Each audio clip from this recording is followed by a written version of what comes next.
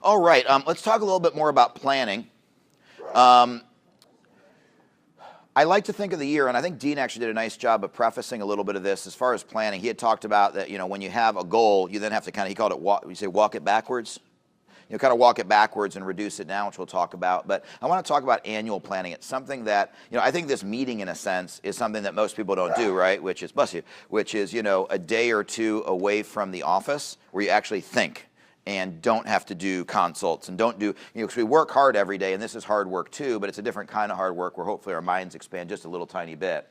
And another thing I think that we really should do is actually have more annual planning. I mean, normal companies, you're aware, have a plan. Right? If you're going to invest in a company, you're usually going to want to see their business plan. Like, they haven't even opened, and you're like, you want to see a 5-year plan, and then they're like, well, can I see yours? And you're like, well, I know what I'm doing tomorrow. I mean, I need to check Nextech first, but then I'll know what I'm doing tomorrow. Actually, I don't use the computer, but one of my assistants can check Nextech and print it and show it to me, and then I'll know what I'm doing tomorrow.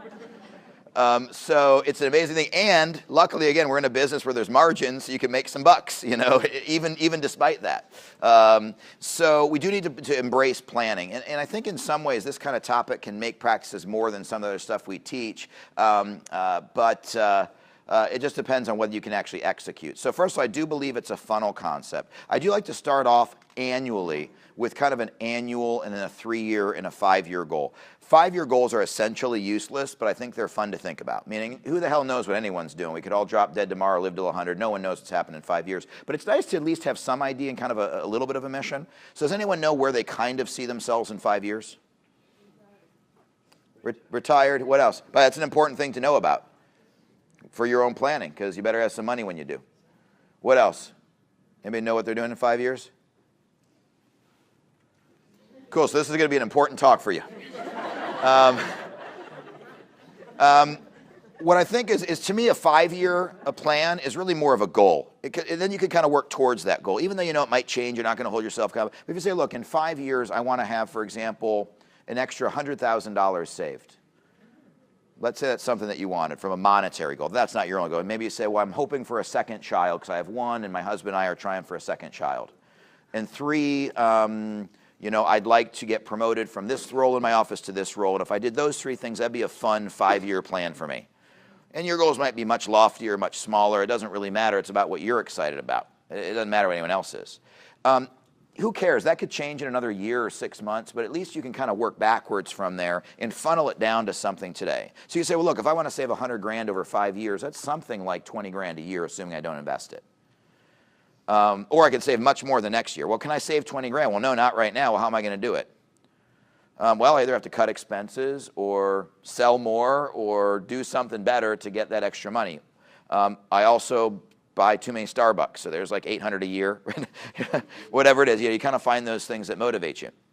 And then you can narrow it down from there to, okay, so what do I need to do over the next 12 months to get there? And I think doctors, when you look at your business, it's the same kind of thing. And what the problem is, I think too often doctors simply pick something nebulous. So what do you want to do next year? Well, we're going to grow, we're thinking like 40%. Great. What does that even mean? It's sort of like, what's your favorite number? 9. It's the same goal. I mean, neither have any basis in reality. It's just a thing you said. I mean, I want to have that Bugatti tomorrow. So, I mean, the only way I'm going to get it is to steal it, or it's not going to happen. So it's not realistic yet. But what I do like to look at is, first, I look at the annual goals. And I do think, I've also heard this a lot. Oh, well, we grow every year just kind of organically. No, wait a couple of years. That's going to slow right down. Because this idea that you just grow 10% year by year or 20% or 30% year by year is silly. First of all, it's a thing new doctors say because they do. Because they're like, well, I did $8 and then I did 16, so I'm growing like 100% per year. And then I went from there to $1,000, so that was like 10 million%. So that's just going to keep going.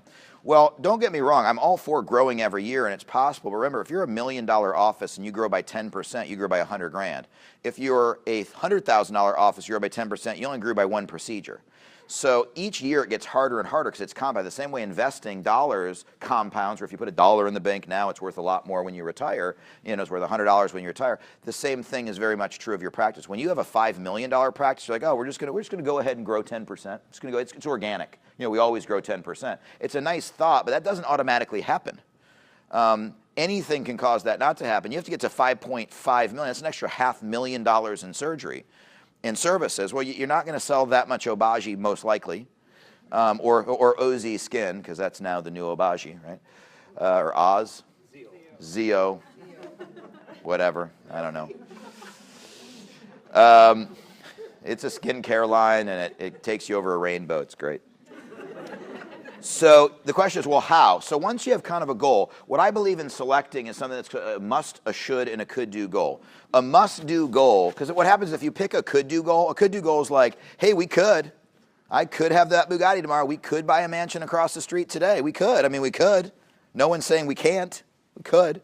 The could-do goal oftentimes is not meant to be hit easily. So a could-do goal for me is not outrageously, insanely challenged, but it's like a, dude, we're throwing a raging party to celebrate number. It's a, this is going to be super challenging, not out of the realm of possibility, not where it's hopeless, but this is really, really big. But if you only set that could-do goal, and people always associate goals with something that's lofty, well, then as soon as month one doesn't go perfect, people are already giving up. Maybe not you, because you've got the wherewithal to kind of keep yourself motivated, because you know you're in situation 2 and about to get to situation 3. But your team is like, well, you know, this is just silly. He said something like growing $1 million. I don't even know what that means. I don't even know how I affect it. All I do is answer the phone. So the could-do goal is good, but you must have a must and a should. A must-do goal is the opposite, which is it's not easy, but we're going to hit it. If there's an earthquake, we're hitting it. If 2 people quit, we're hitting it. If I have to work till midnight, we're hitting it. If alarm bells go off, we're hitting it. But we are going to hit this number. And oftentimes that's some sort of growth, but it's not going to be it's something that everybody can buy into. So if you're $1 million pack, say, look, I'm not going to be happy, guys, if we do 1.05 or 1.1 million. I'm not going to be blown away. That's only an extra 5, 6, 7, 8 surgeries for the whole year. That's less than an extra surgery a month. So I'm not going to be happy we're not throwing a party, but I would accept that and say high five to everybody. If we hit this, you know, everyone's safe, everything's going to be great, and I'll be not unhappy with our year. And then you find something in the middle, which is sort of your should-do goal, which is a true challenge, meant to challenge everybody, but also certainly within the realm of possibility.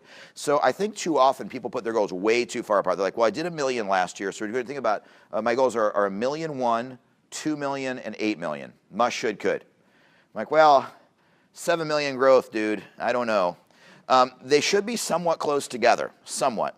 So, for example, I'm working with a practice right now that has a 10, 20, 30% goal for growth for the next year because they're a fairly mature practice. We are already on pace for about 15%. So I said, even if everything goes wrong, we're getting 10% if it kills us. And we think it's within the realm of possibility. Bear in mind, 30% in that office might be, you know, 600 grand in growth. That's still a lot of growth.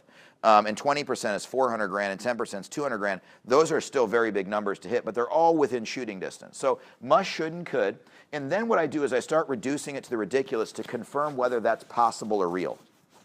Because sometimes you pick some must, should, coulds, then you walk it backwards, as Dean said, and you're like, whoop, our numbers are off. And this is what I mean. Start looking at, I suggest you have an annual planning meeting for your team.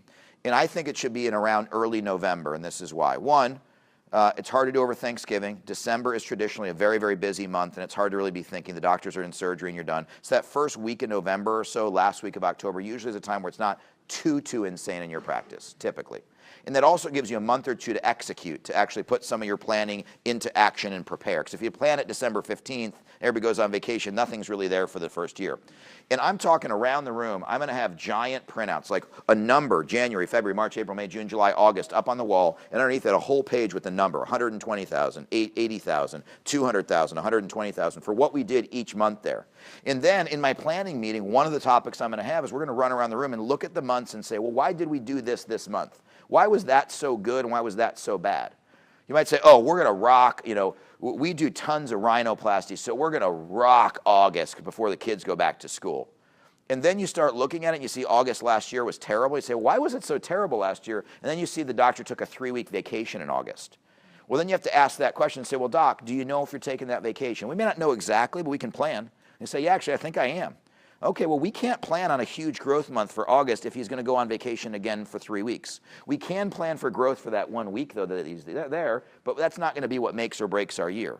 And now we could say, okay, well, what can we get? Well, hey, we did have a monster week because we packed that puppy up, and we had like a $55,000 week there. Can we get that to $65,000 or $70,000? And then I'll reduce it to the day and say, well, I don't know, can we? Doc, do you want to work late or do you want to accept less money? Okay, actually, I want to work late that day. Okay, I'll bust it. I'm going on a long vacation. I can handle it. Load me up those 3 days before I go. And so you look there and you write down 15,000 growth. Well, right now, 100, 200 to 600 grand is not looking good. But then we start looking at September, and we say, well, September was really bad last year. Why? We don't know. Well, September's always bad. No, it isn't. About 33% of our practices had their best September ever this year. And out of those 33%, I would say 70% had one of their top 3 months of the year in September.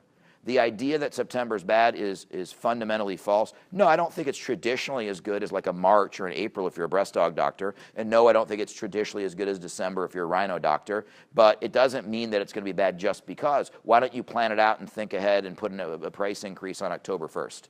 That way you get all those dominoes to come in right before the end of that month, and that way you're cleared out for the busy season, which is going to fill up anyway. So I reduce them to the ridiculous. To me, reducing the ridiculous is actually a sales concept. Wow, 100 grand for a car? Geez, I'm not going to pay 100 grand for a car. Well, when you think about it, it's a 5-year payment. So you're really looking at 20 grand a year. When you think about 20 grand a year over 52 weeks, I mean, gosh, that's only like 400 bucks a week. And if you think about 400 bucks a week, gosh, I mean, per day, 7 days, you're only paying like 30 bucks a day, and that's less than renting a Kia. It's reduced to the ridiculous. It's a sales tool, which I don't think really works all that well. But when you actually reduce your goals down, you can actually take those monthly goals and turn them into weekly goals and actually plan out. I put in all the little things. When's the doctor's vacation most likely to be? We can always adjust, but at least we have a kind of a plan in place. When are the team's vacations going to be most likely? We can always change them.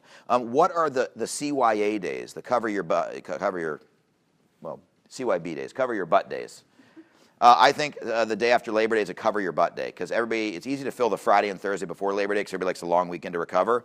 The Tuesday after, everybody goes back to work in the States. So, that's a day I always want to cover, and I mark it off in the calendar. I put it in the computer so we can't forget it.